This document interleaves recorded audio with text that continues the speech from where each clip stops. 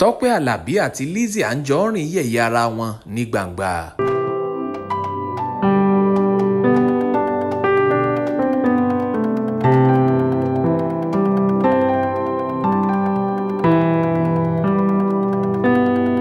Yorùbá bọ̀ wọ́n ní àbámọ̀ kì í ṣáájú ọ̀rọ̀ yìí ló wọ ohun tó ṣẹlẹ̀ lọ́sẹ̀ tó kọjá láàrin àwọn olólùfẹ́ ìlúmọ̀ọ́ká òṣèrébìnrin onítìátà tọ́rọ̀ dá lẹ́nu rẹ̀ dáadáa ní Elizabeth Anjorin táwọn èèyàn tún ń pè ní Lizzy Anjorin àti gbajúgbajà akọrin ẹ̀mí lóbìnrin ní abilékọ Tọ́pẹ́ Àlàbí tí ìsọ̀kò ọ̀rọ̀ síra ẹni fi wáyé láàrin wọn débi tí ọ̀rọ̀ aáwọ̀ ohùn fìdí èyí táwọn olólùfẹ́ àwọn òṣèré méjèèjì yìí ń ṣe fàǹfà lórí rẹ̀ àgàgà lórí ẹ̀rọ ayélujára báwọn kan ṣe ń sọ pé ìwà àbùkù àti ìgbéraga pátápátá gbà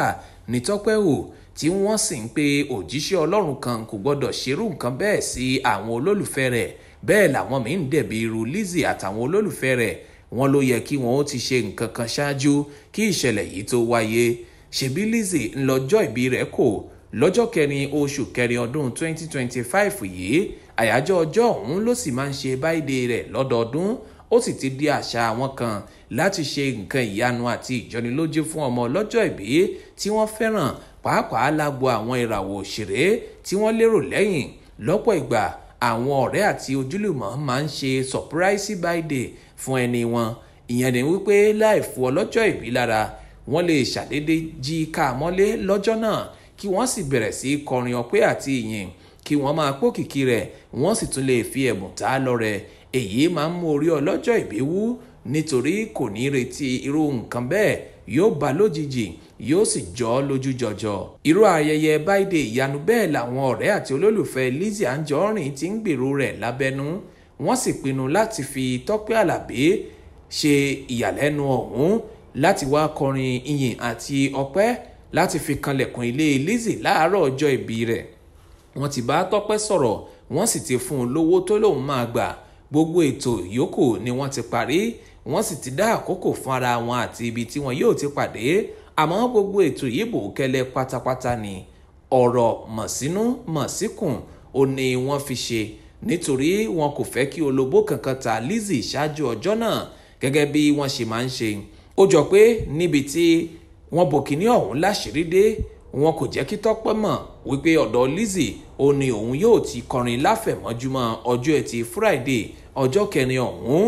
wọ́n kàn sọ fún un pé ọ̀kan lára àwọn olólùfẹ́ rẹ̀ gidi àti ìràwọ̀ òṣèrébìnrin kan làwọn fẹ́ fi kinní náà ṣe ayọ̀ òjijì fún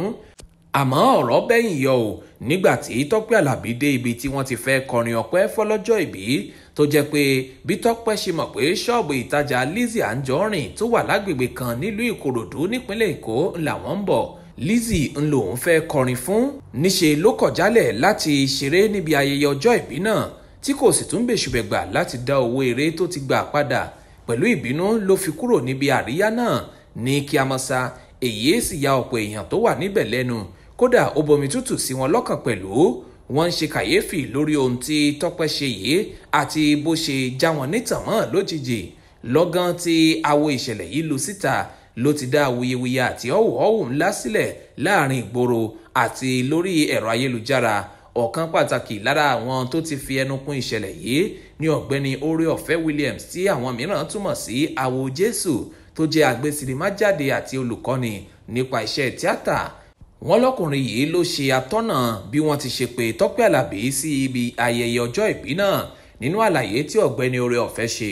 ó ní ọ̀sẹ̀ díẹ̀ ṣáájú ọjọ́ ayẹyẹ yìí ní agbésìrìmájáde kan kàn sí Tọ́pẹ́ Àlàbí láti wá kọrin lóde àríyá òun pẹ̀lú àlàyé wípé òun gbèrò láti ya ẹnìkan tó ṣe iyebíye púpọ̀ sí òun lẹ́nu ni àmọ́ tí ẹni tó jẹ́ ní pàtó kò fojú hàn lásìkò gbogbo ìdúnàdúrà wọn Oore-Ọ̀fẹ́ tún ṣàlàyé síwájú sí pé látàrí bó ṣe jẹ́ wípé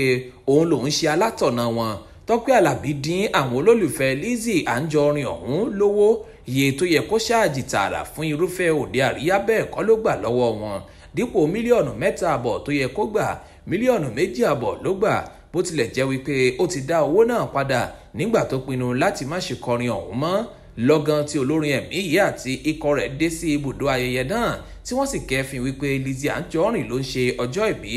ni ó kúrò níbi òde náà gẹ́gẹ́ bí àlàyé tí ọ̀gbẹ́ni Sọjí Àlàbí tó jẹ́ ọkọ Tọ́pẹ́ Àlàbí ṣe. Olóhun tó mú káwọn ó kúrò níbẹ̀ ó ní wípé àwọn kẹ́fìn ìwà àgàbàgebè àti àìṣòtítọ́ pẹ̀lú bí wọ́n ṣe fi bò tí àwọn kò sì mọ̀ títí di àsìkò wíwọ inú ibùdó náà pé òṣèrébìnrin Lizzy Anjorin ló ń ṣayẹyẹ ọjọ́ ìbí.